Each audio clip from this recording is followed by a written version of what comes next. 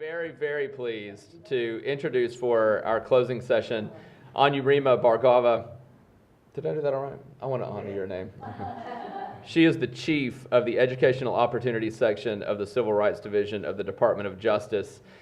She is the primary attorney at the Department of Justice responsible for enforcement and investigation of Title IX, among other things. And she, before she joined the Justice Department, among other many things that I could discern, she also worked for the NAACP Legal Defense Fund and has an incredible background, and I'm sure will be a very valuable resource to us today. So welcome, Chief. Thank you so much.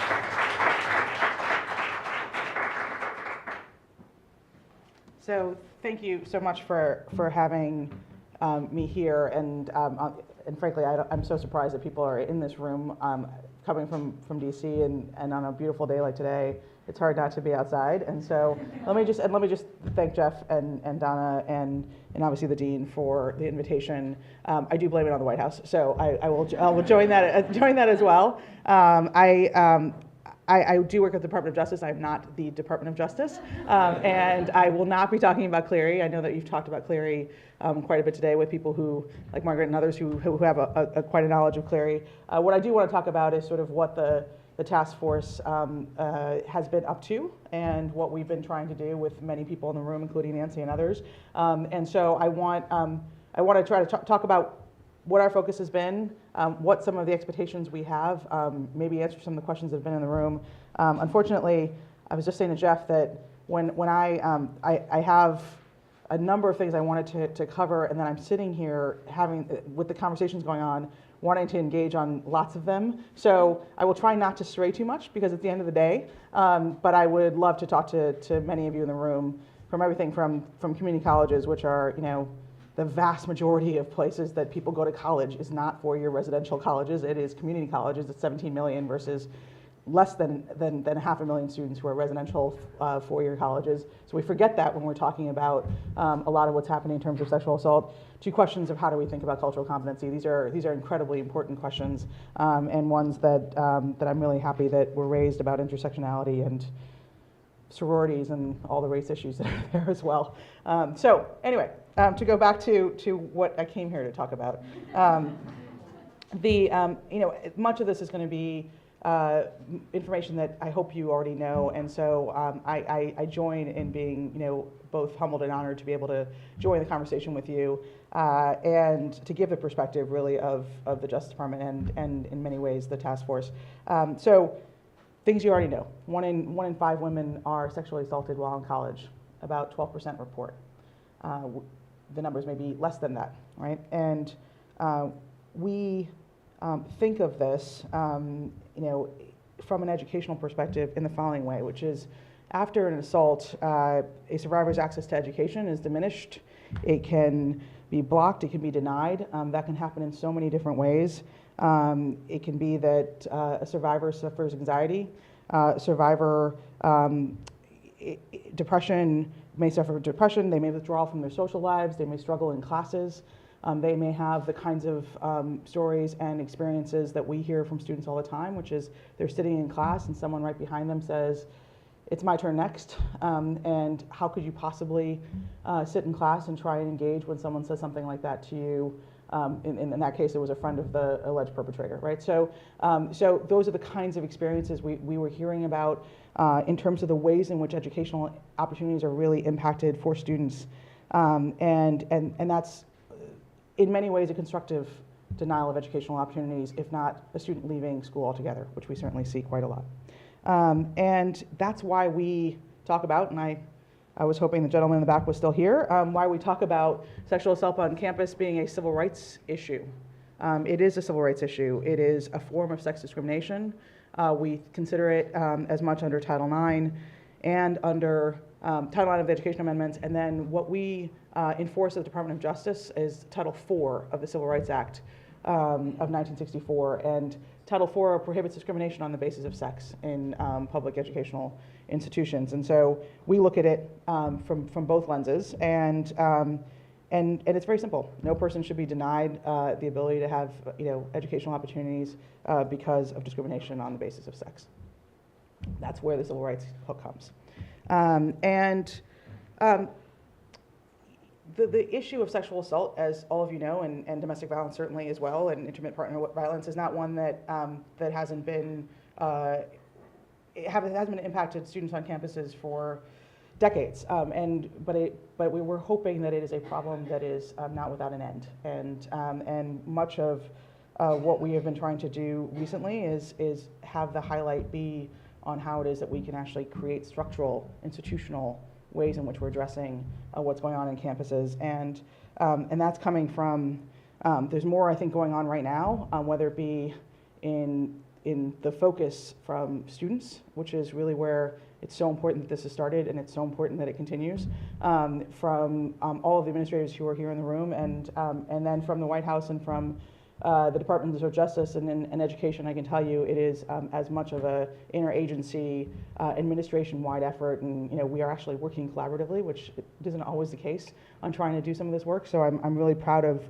what we've been trying to do together with all of you, and we've had lots of listening sessions. We've heard from lots of you about how it is that we can actually stop sexual assault of young adults on our colleges and university campuses. And so here's the results of the effort that we've been engaged in.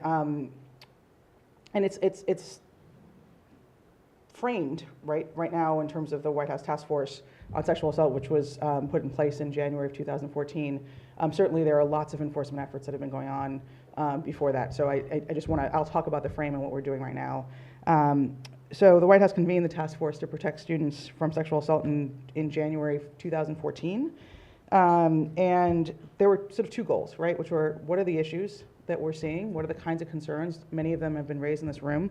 And then what are the kinds of resources and support that we can provide? And the goal here, unlike what most people think, is not to have a hammer. It wasn't to come out and go after colleges and universities. It was really to try and come up with a package, a bunch of tools and strategies that we can all use. We realize there's no college campus, there's no university, there's no community college that is, that doesn't have issues of sexual assault and violence going on. That I wish that occurred. I mean, I wish there was a college that occurred for, but it's not what we've seen. And so this is not an effort to identify any particular college or university as the worst offender. It is really to sort of see what are the ways in which we're seeing the problems on campuses, and what are the ways in which we can collectively try and address them. So the Department of Education, I'm not at the Department of Education, but I want to speak about their really important work in this area, is, as many of you know, engaged in 78 unprecedented, it's an unprecedented number, 78 investigations of colleges and universities through Title IX compliance reviews. We are also in the process of investigating a number of colleges and universities. Perhaps the one that is more familiar to most is the University of Montana, where we tried to do a comprehensive investigation last year. Along with, not only do we look at the University of Montana, we looked at the campus police, we looked at the local law enforcement, and we looked at the county DA, the county prosecutor, excuse me. So the Congress, state legislatures are passing and looking at legislation. So I would, there's the Campus Accountability and Safety Act, which members of the United States Congress have proposed, but there's many efforts in states and local, local governments around the country that are trying to look at this question. And I think it's really important that we try in this effort to ensure that process is as informed and recognizes the kind of things that you've been raising. And colleges and universities, much like we were talking about, are creating task forces. Students are creating groups across universities, and so we're seeing just a lot of activity on how do we address what's going on. What is so I'll go into the legalese a little bit. What is the sort of DOJ's role? We are part of the White House Task Force at the Department of Justice, the Office of Violence Against Women. So your grant funder is very much part of that process as well, along with the Department of Education's Office for Civil Rights, and many others, sort of within the administration. The Civil Rights Division, which is where I work at Justice, has a responsibility enforcing Title IX and Title IV. And what do those two laws require? So very simply, they require that colleges respond to complaints of sexual assault, investigate them where appropriate, and provide students with a prompt, fair, and impartial resolution to their claims. We are not going after perpetrators, alleged perpetrators. That's not our goal. Our goal is to figure out what's going on campus, to make sure that we address, that there is appropriate response, and that we eliminate any kind of hostile environment that may occur, may continue to occur for students. And so I want to make sure that people recognize, like, that's our, to make it simple. We are looking at sort of institutional change. How do we figure out what's going on campuses, and how do we try to fix it? When universities fail to respond to sexual assault adequately, they engage, going back to Title IX and sex discrimination by forcing an infected student to choose to attend school in a hostile environment, or drop out, or find some other ways in which they're not actually accessing educational opportunities. And so in April of 2011, so as I think someone mentioned, you mentioned the sexual violence guidance that came out, and I know with hoopla, I'll just call it that, the Dear Colleague letter was to remind colleges and universities of their obligations under Title IX. And then this past year, as part of the task force process, we issued a very long, frequently asked questions to try and clarify what was in the 2011 letter. And as I said to a few folks in the back, we try to make it as plain English as possible. It's not always that easy for lawyers. But I'm hoping that it can be a resource for all of you in terms of trying to understand what the legal obligations are, who are responsible employees, who are mandatory reporters, what are the roles of Title IX coordinators. All of those kinds of questions are ones that we try to address and will continue to address through the task force documents. And in addition to that, we did a bunch of other documents and tools that we put out there. I would encourage all of you to look at the climate survey toolkit that was put up, and all of this is available for those of you who have not accessed it already, notalone.gov. So there's a definitions document that we recently put out. There is a Title IX coordinator document that we recently put out. We're trying to look at, we are still working on a law enforcement MOU. And again, none of these are trying to be, this is what you need to do to comply with the law. They're just efforts to try and be helpful, right? And so there are so many unique circumstances on every campus. And so what we are encouraging people to do is to look at what we're putting out, and take what you can from those documents, and in whatever way is useful to you. What are the kinds of problems areas that we're seeing in addressing sexual assault? And these have, many of these have been mentioned already. The ones that we've seen, we've certainly heard a lot in the listening sessions, but I'm going to sort of try to focus on the ones we've seen in our investigations and our compliance reviews. First is that every school needs clear and accessible policies that protect all students. And really, I'm talking about accessibility. So I think a number of people talked about the fact that people don't even know that there is a policy. They don't know where the policy is. They don't know how to access the policy. And so, if students don't know who to turn to, and they don't know who to call, and they don't know what the process is, at a time of incredible trauma, that is something that we're trying to make a lot easier, right? And so, put simply, it's having some place to turn where they can figure out what their options are, right? And so, to your story about you don't want to have to repeat your story 12 times, and you don't want to have, through that whole process, not have any idea what it is that your options are, and those options are taken away from you in some ways, even before you have an opportunity to consider them, is not what we think is good practice, and certainly not what we would consider compliance with Title IX in these kinds of contexts. And so they've never heard, students don't know that there is a Title IX coordinator. They don't even know what that is. They don't know who that individual is. So those are all the kind of ways in which we want to make sure that there is information that is out there. The second is to make sure that there's some way in which the type of behavior that is prohibited by the campus and the definitions of that prohibited behavior are clear. If you don't know what constitutes sexual assault, if you don't know what constitutes sexual violence, and people smile at that, but frankly, lots of people don't know the answers to that question, and we have those. That's so much of what the conversations we have on college campuses today are, sort of what constitutes something that might be prohibited conduct, and certainly the questions of what constitutes consent, when consent can be given, when it can be revoked. These are all incredibly important questions that shouldn't be left in students' hands in the middle of a process, and certainly should be conversations that we're having on the front end and on the back end. To speak to some of the things that have come up, policies need to be crafted in culturally responsive and inclusive ways to protect all survivors of sexual violence. There are ways in which, there are lots of ways in which this plays out, but we certainly want to emphasize the fact that, if there's someone who has been a survivor of same-sex violence, that there's someone who's been a survivor of dating violence, they shouldn't be treated any differently than a survivor of sexual violence, period, right? So, to give an example, when we were looking at University of Montana, the university had 8 different sexual assault and harassment policies. There were different definitions used in those policies. There were different procedures. There was a lot of confusion about where it is that you go. And so part of it was just to streamline that process. And we understand, there's lots of ways in which you might have a harassment policy that looks at harassment on the basis of sex, race, religion, lots of other things. Then you might have a sexual violence policy, and you might have something that goes to, what's the drug and alcohol policy. And so there's lots of ways in which something might be referenced, but having one place where someone knows that they can go and get some information is really important. So second broad category is every school must ensure prompt and effective responses to complaints of sexual assault. It's been described here as a hot mess. It's absolutely a hot mess. I think the question for us is, and that comes up all the time, is, I was talking to attorney generals last week, and a lot of what we hear is from college campuses, and I'm sure from you've all probably said it, which is I understand. Isn't this a criminal question, right? Shouldn't this be, exactly as the gentleman said in the back, something that is a criminal investigation?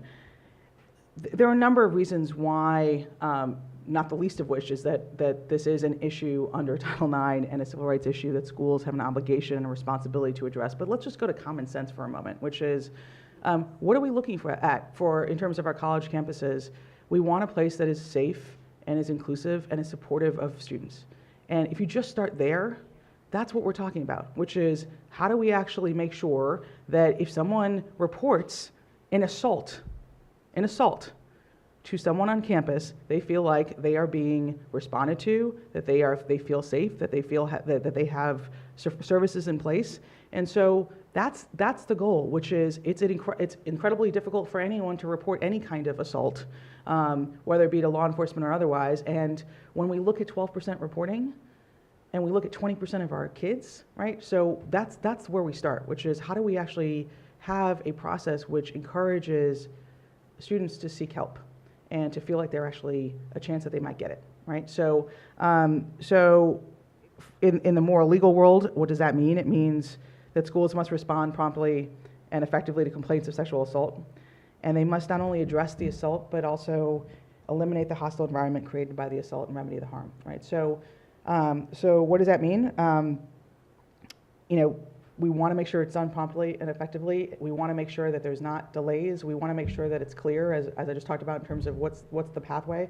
We want to make sure that there's due process for everyone involved. I'll talk about that in a minute. But what we're seeing right now is, whether it be that there's some question of like, is that the campus police responsibility? Is that the school's responsibility? Is that law enforcement responsibility? Here's what the harm is from that process. The harm is that you have a delayed investigation. The adjudication takes a really long time, and lots of things can happen in that process, and we've seen it. We see it in the news. I was watching because I was I couldn't even. I was so tired I couldn't sleep last night. I was watching ESPN, and they're talking about a case involving a football player where the question of forensic evidence and what happened with forensic evidence and what happened to it and the witness testimony. It's certainly something that's not. We see all the time, which is that can be lost. It can and when that's lost, it can negatively affect the adjudication process, whether it be at the school or in the law enforcement context. Survivors are left in limbo for a long period of time, where investigations are dragging on for a month or even a year, and that can be exacerbated if there's not support services and interim measures put in place before that. And lastly, and I think the issue that we're trying to really address in the last couple of years is if you have a delayed investigation or a failure to respond, students start to lose faith in the school that they go to, right? And the process, and that means that other survivors don't come forward. It means that no one believes that there is a process to come forward, even if that process is clearly defined. And when students don't report, schools are in a difficult position because you don't know the scope of the problem. You don't know where it's happening. You don't know if there's the same person, the same place, where there are assaults happening over and over again. And so for all of us, it's important to have information, right? You can't fix a problem if you don't know where it's occurring and who it's occurring with, right? So, and obviously along those lines, training is incredibly important. There's a lot of focus you'll see in the guidance and otherwise on training.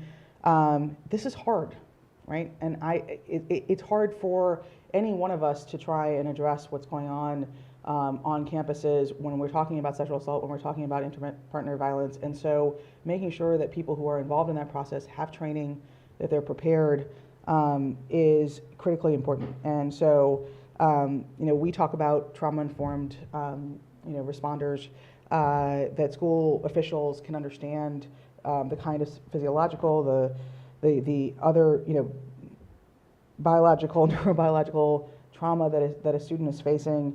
And so, as many people describe, during investigations, survivors often state that they feel blamed for the assault, that they were unsupported, that they were supported not only by the first person that they told, by the seventh person that they told, and that has a lot to do with whether or not they want to exercise any options, right? So if you talk to 5 people and no one's all that supportive, why would you want to continue through a process? And so we want to make sure that there's training. We also want to make sure that that there is, and I said I would talk a little bit about it, due process. The goal in any kind of investigative process is that everyone has an opportunity to have representation, both sides, that they have an opportunity to be heard, both sides, right? That that there's whatever information that can come forward comes forward in a way that is protects the rights of both students and that is fair. And so we're not looking to have, some quiet hanging of one student and not the other. We're really looking for a process. And here's the way that I see it, which is, presidents of universities say to me, we have 2 students, they woke up, they were both drunk, they don't remember what happened, what do we do, right? And so my answer is try to engage in a process where you figure out what happened, right? And that they both feel like they have a process to go through. And so otherwise, I don't know the answer to that question. It's an incredibly difficult question to answer, right? So the idea is that we have a process, and that's what we do in so many ways in which we try to address, an assault or a violence that occurred, is have a process to try to figure out how to best address it and make sure that there's some kind of remedy. Lastly, schools must provide meaningful relief for students and the campus community. And one of the documents we just put out when we launched the It's On Us campaign was on interim measures. If a student comes and they confidentially report or anonymously report, we still want there to be a process where that student can try and access services the same way any student who is in trauma could access services. And that can be everything from trying to change a class to thinking about what's happening in terms of testing accommodations. It can be, there's such a range of different ways in which support services can happen: mental health services, counseling services, living arrangement, advocacy services. And so all the different ways in which you're trying to create collaboration on campuses, having a process where a student can feel like if they are going through trauma, they can, like any other student who might be going through trauma, they can access those kind of services. And then, if there is a determination by the university that there has been a sexual assault, it's created a hostile environment, not only taking steps to stop the violence against that particular student, but also to remedy its effects. And so you want to figure out ways in which you keep a campus safe from further harassment. If there is multiple allegations, and I'm looking at investigations now where there's 16, 17 reports of the same 3 people engaging in sexual assaults on a campus, and so there is a responsibility, I think, from the university's perspective to say, okay, we know that this is a repeat offense, right? And it's happening in certain places, and there's got to be a way to meaningfully address that. And then also to identify if there are ways in which schools can identify trends and what's going on with sexual assault on the campuses, patterns, practices, to try to effectively respond in a number of ways, including through prevention, education, through bystander training, through ways in which you engage different groups on campuses. And so whether it be SARTs or otherwise, just trying to find a way in which you figure out what's going on your campus and how do you specifically address it in terms of whatever the patterns are. So that's broadly what we've been trying to do with the task force and the guidance and the tools that we've been putting out. The Title IX complaints that we've received have increased dramatically. since the release of the 2011 Dear Colleague letter, and even more so in this past year. When we think about this, it's, we hope that the message that's coming out from the administration is, as part of the It's On Us campaign, it is on all of us, right? So every single person in this room, including all of us who are working in the administration, we really want it to be something that we all think about as part of our responsibilities. I was at Harvard yesterday, and I was heartened by the fact that there was a young sophomore named Derek who said, who was trying to define what it meant to be engaged in public service, and he was describing lots of ways in which one could engage in public service. And he said, one of the ways that we've recently engaged in public service is to have a bystander training as part of the It's On Us campaign. And I think for someone who's like coming from DC and in the bubble that we're in, it was so nice to know that there were students on campuses, that there were male students on campuses who were thinking of service, this being part of the service that they give to the community. And for all the folks in the room who are talking about legal clinics and law student, ways in which to engage law students, I do think, trying to think of creatively, like we're not only, when you think about the service to the community around us, that's the service to the community that's really literally around us, which is even the community that you're in. So this administration is really committed to addressing sexual assault. I come here with, the vice president has probably said a lot more forcefully and a lot more, with a lot more humor than I have, but a lot more seriousness about how much this administration and certainly the leaders of this administration have been dedicated to addressing sexual assault, to addressing domestic violence. We feel like we are part of something that is so supported, and in turn can then really be able to support all of you, and that's the goal. And so is to make sure that that we can all join together to make sure that every student has the opportunity to access and meaningfully participate in the education that they have worked so hard to be able to have an opportunity to obtain. So thank you. I'm happy to talk about any piece of this and to answer any questions if we have time, but I think we probably don't. So.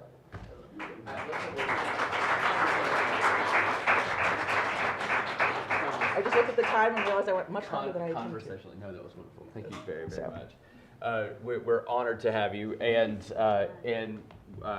LA is glad that you are here and not the vice president or the president again this week. So we are very happy to have you, and thank you and I hope that you will remain around and engage in the conversations.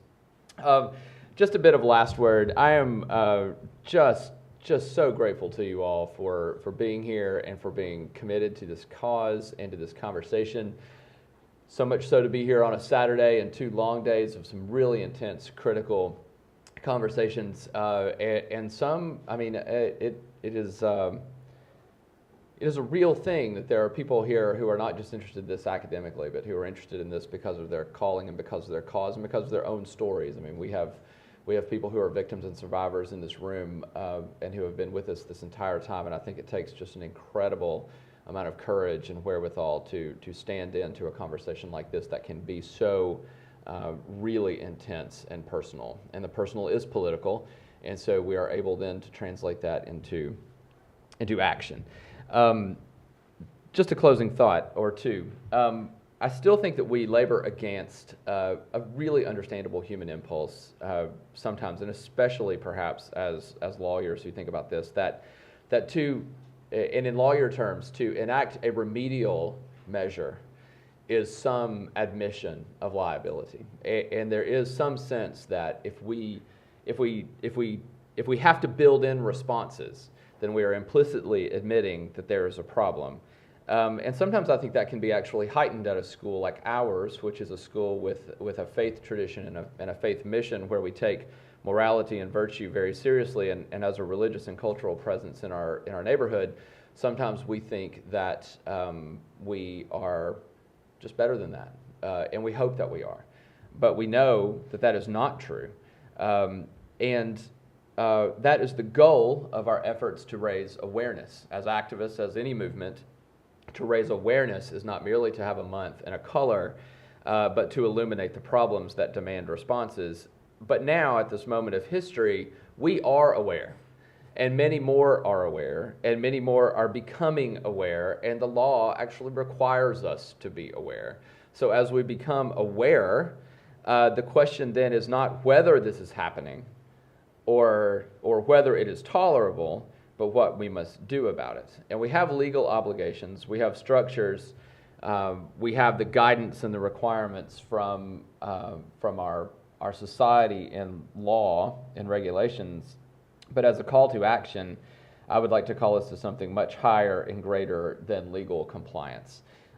Dana did such an extraordinary job yesterday of leading us to think about these terms, not in terms of liability and risk assessment and public relations, but as a moral and a community response, as something that is implicit in justice and in our educational mission, that this is not something that we do because it's illegal.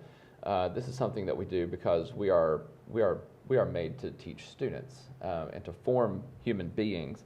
And so I would call us, and I think you would all join me in that call, to humility, to creativity, to imagination and wisdom, to hear our students' stories, to listen to them, and to build restorative and restored communities that advance dignity and peace.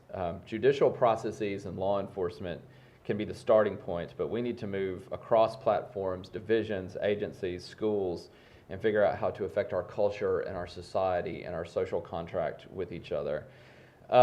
We've heard some, what I would suggest might actually be best practices. We've heard a lot of people talk about a lot of things, and first among those is a coordinated response. We talk about CCRs. We talk about a thing that we have created called a CCR, a coordinated community response. But in reality, that is what Allison Deering was talking about, and what I've mentioned and what a lot of people have mentioned is getting people to talk to each other, to sit around a table, to handhold and to get them there and to say, what are you doing and what can we do, and trusting in people's goodwill to say, you know, this is not a problem we can't solve. We have to just talk. And that becomes, friendships become credibility, become change, and I think that is the hallmark of what we ought to be as educators as well.